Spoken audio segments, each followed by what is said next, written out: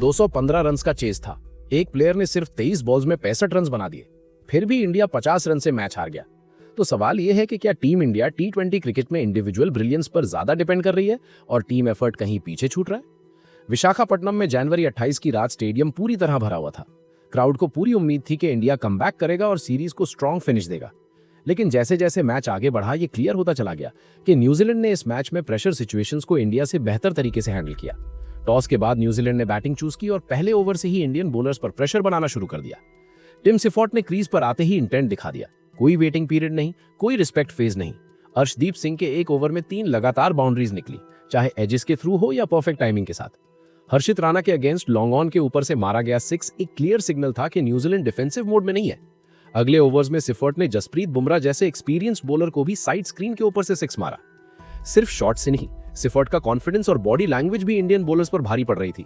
सिर्फ 36 बॉल्स में 62 रन और पावर प्ले के अंदर ही न्यूजीलैंड 71 विदाउट लॉस पहुंच चुका था। दूसरे एंड पर डेवन कॉनवे शुरू में थोड़ा कॉशियस दिख रहे थे। 9 बॉल्स में सिर्फ 9 रन, लेकिन सिफर्ट के अग्रेसिव अप्रोच ने उन्हें सेटल होने का पूरा मौका दिया।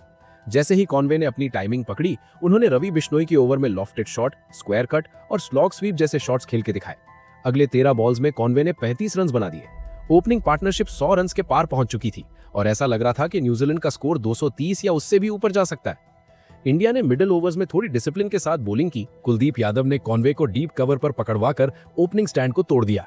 इस विकेट के बाद न्यूजीलैंड के बैटर्स रन रेट मेंटेन रखने के प्रेशर में थोड़े ओवर एग्रेसिव हो गए। सिर्फ 37 रन के अंदर 4 विकेट गिर गई। कोई एक्स्ट्राऑर्डिनरी बॉलिंग स्पेल नहीं था, बल्कि इंडिया ने प्रेशर बिल्ड किया और न्यूजीलैंड ने गलतियां की। लेकिन जैसे ही लगा कि इंडिया मैच में वापस आ सकता है, डैरल मिचेल क्रीज पर आ गए। सिर्फ 18 बॉल्स में 39 रन, पावरफुल शॉट्स और क्लीन हिटिंग के साथ उन्होंने न्यूजीलैंड को 200 के पार पहुंचाया।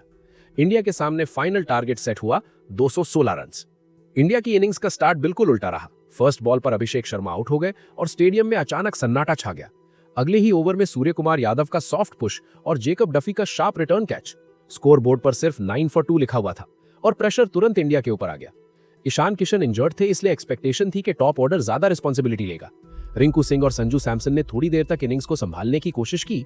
रिंकू ने 39 रन बनाए, संजू ने 24 और संजू का फ्लिक्ड 6 काफी क्लासी था, जो क्राउड को थोड़ा एक्साइट कर गया। लेकिन रन रेट मैच के हिसाब से काफी स्लो रहा। पावर प्ले के बाद भी मोमेंटम बिल्ड नहीं हो पाया। जैक फोक्स ने रिंकू को एलबीडब्ल्यू कर दिया और सैंटनर ने संजू सैमसन को सीधी बॉल पर क्लीन बोल्ड कर दिया।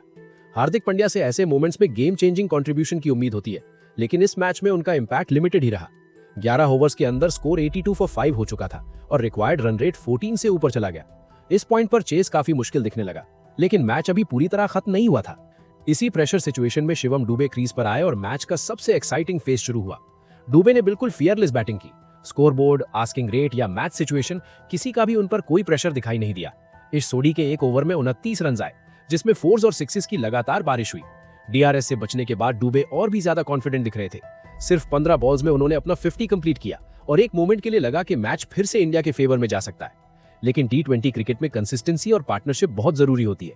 डुबे के साथ हर्षित राणा ने मिलकर 63 रन की पार्टनरशिप की, लेकिन राणा का इंडिविजुअल कंट्रीब्यूशन काफी कम रहा। एक अनफॉर्चुनेट मोमेंट में नॉन स्ट्राइकर एंड पर बॉल डिफ्लेक्ट हुई और स्टंप्स टूट गए, जिससे डुबे रन आउट हो गए। जैसे ही डुबे आउट हुए, वैसे ही इंडिया की होप्स भी लगभग खत्म हो गई। बाकी विकेट्स तेजी से गिरती चली गई और इंडिया की पूरी टीम 165 रन पर ऑल आउट हो गई। फाइनल रिजल्ट मैच का यह रहा कि न्यूजीलैंड ने ये 4th टी20 आए 50 रन से जीत लिया, लेकिन सीरीज पर कोई असर नहीं पड़ा। इंडिया ऑलरेडी सीरीज 3-1 से जीत चुकी है और ये मैच उनके लिए एक रिमाइंडर है कि हर गेम में कंसिस्टेंसी और कलेक्टिव परफॉर्मेंस कितनी इंपॉर्टेंट होती है। अब सवाल आपसे है, इस डिफीट का सबसे बड़ा रीजन आपको क्या लगता है? टॉप ऑर्डर का कोलैप्स, मिडिल ऑर्डर का स्लो टेम्पो या फिर टीम कॉम्बिनेशन की कंफ्यूजन?